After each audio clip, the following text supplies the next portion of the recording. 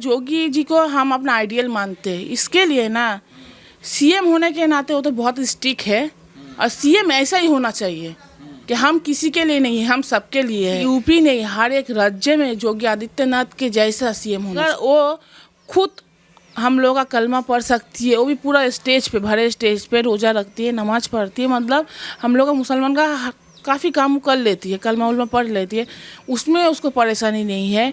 पर अगर एक हिंदू आदमी या बंगाली आदमी वो लोग अपना जात का, अपना भगवान का नाम लेते तो उसको इतना परेशानी होता है।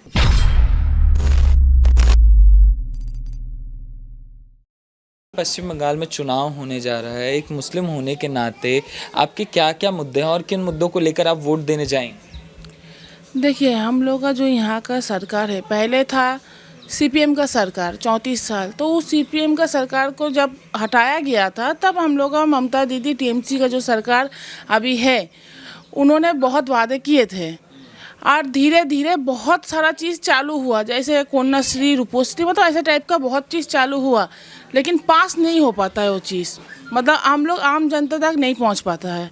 अब किसको मिला नहीं मिला ये हमको नहीं पता, पर हमको तो कुछ नहीं मिला।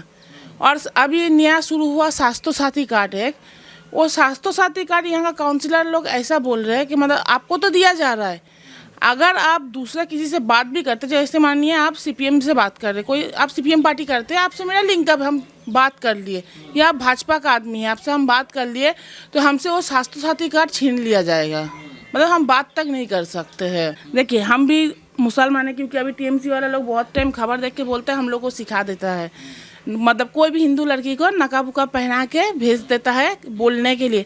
इसके लिए हम अपने वोटर आई कार्ड दिखा रहे हैं कि इसमें भी नाम मेरा ही है, मुमताज़ अली, मतलब हम मुसलमान होके ही बोल रहे हैं, हम भाजपा का सपोर्ट नहीं कर रहे, हम अपने देश का सपोर्ट कर रहे हैं। तो आपको क्या लगता है कि बंगाल का विकास कैसे होगा? कहा जाता है कि बंगाल में बहुत ज़्यादा गुंडा राज है, कट मनी की बातें होती हैं, तो कैसे परिवर्तन हो पाएगा इसका? कट मनी तो सरकार ही करता है, जिसका सरकार है तो कट मनी करता है। ये तो एकदम कट मनी, प्रोमोटिंग, मतलब बच्चा जो चोरी होता है उसमें, लड़की लोगों के साथ जो श्लीलताहानि हो रहा है, इस सब में तो मेरा बंगाल सबसे फर्स्ट है। आप खुद देख लीजिए यहाँ पर पश्चिम बंगाल का हालत क्या है, आप रिकॉर्ड निकालिए।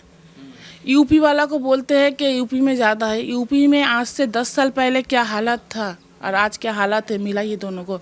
जब से भाजपा का सरकार आया यूपी में, तब से अभी तक का यूपी बहुत बदल चुका है। और हम तो बोलेंगे खाली यूपी नहीं, हर एक राज्य में योगी आदित्यनाथ के जैसा सीएम होना चाहिए। क्यों होना चाहिए मैम? मतलब यूपी में इतना आपको क्या लगा विकास? देखिए, एक तरफ से देखा जाए योगी जी को हम अपना आइडियल मानते हैं। इसके लिए ना सीएम होने के नाते वो तो बहुत स्ट्रिक्ट है और सीएम ऐसा ही होना चाहिए कि हम किसी के लिए नहीं, हम सबके लिए है। उन्होंने एक बात बोलते हैं कि देखिए, हम हिंदू है, हम आपके लिए मुसलमान बन के नमाज नहीं पढ़ेंगे, हम अपना हिंदुत्व करेंगे, आप अपना नमाज पढ़िए, लेकिन हम पूरा यूपी के लिए है। मतलब वो जो सीएम है पूरा यूपी वाले के लिए है, पर वो अपना धर्म भी नहीं छोड़ेंगे और दूसरे का धर्म छोड़ने भी नहीं दे रहे, तो और क्या चाहिए। धर्म परिवर्तन कानून भी लाए हैं कि ये नहीं होगा बिना किसी के मर्जी के, वो भी कहा जा रहा है कि मुस्लिम विरोधी या मुसलमानों को परेशान करने के लिए लाया गया है। परेशान करने भाजपा आएगी तो वहाँ ये बंगाल में भी ऐसा ही करेगी। अब एक चीज़ देखिएगा, हम लोग का मुस्लिम में मतलब उर्दू का ज़्यादा चाल चलता है, पढ़ाई लिखाई में भी बहुत सा स्कूल में, उर्दू किताब में भी ये लिखा हुआ है, लेकिन बहुत से स्कूल में ये चीज़ सिखाता नहीं है। आज देखिए, जितना बड़ा बड़ा सेलिब्रिटी लोग मतलब मैरिज करते हैं, जैसे समझ लीजिए करीना कपूर है, वो तो एकदम शुद्ध हिंदीवासी है, लेकिन सैफ अली खान से शादी होता है, वो लोग सरनेम चेंज नहीं करते हैं। उन लोगों के लिए कास्ट बदलने की कोई ज़रूरत ही नहीं है, बस मैरिज करना है, हम लोग को रहना है साथ में। पर नॉर्मल जगह में कहा होता है, हम लोग का पश्चिम बंगाल में, आप अगर हिंदू एक मुसलमान से शादी करने जाते हैं, लोग बोलता है पहले आपको कास्ट चेंज कर लेना है, तभी आप शादी कर सकते हैं।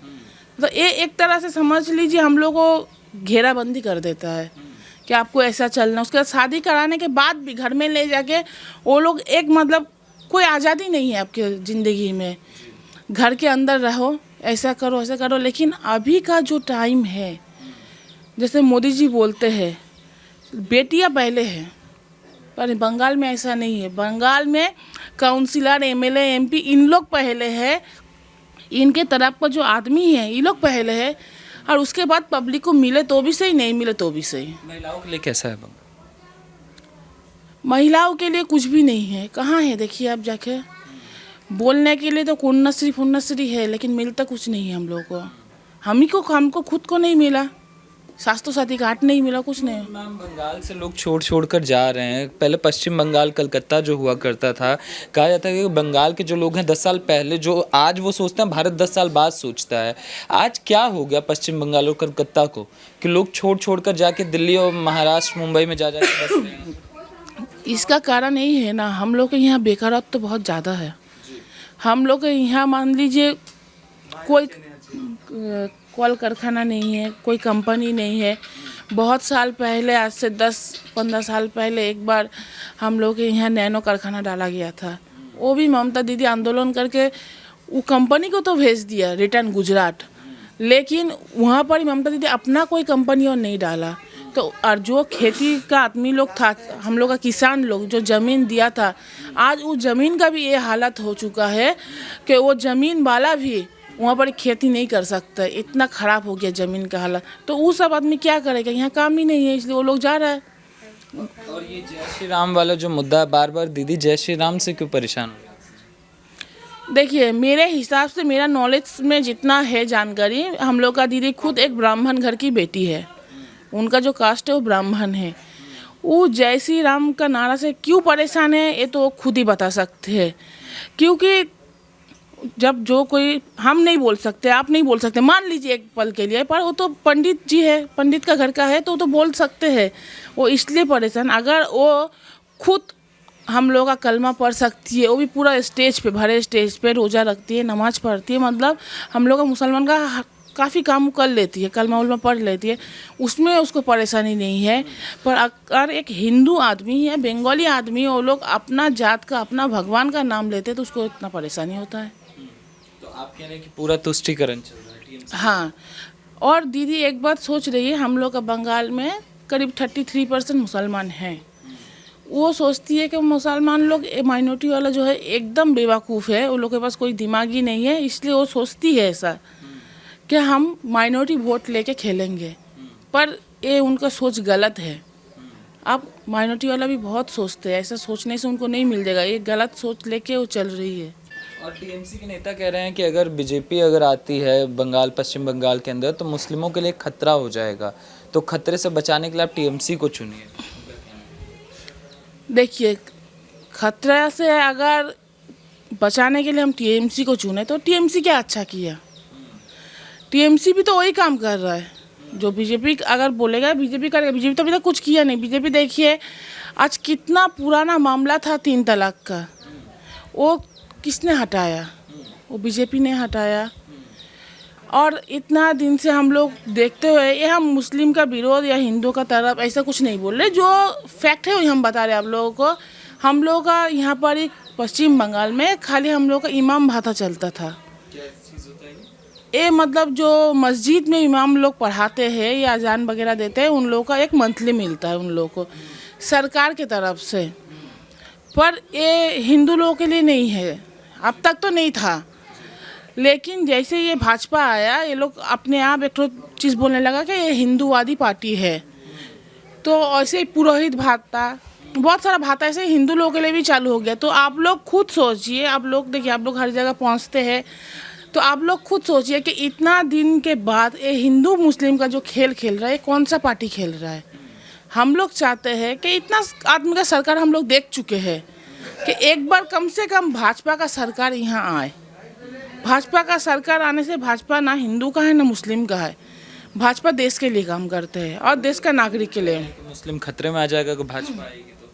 कैसे खतरे में आएगा, आप ही बताइए। उनका यही कहना, 3 तलाक हटा दिया, ये सब कर दिया, सारा लगातार मुसलमानों के पीछे ही पड़े हुए हैं।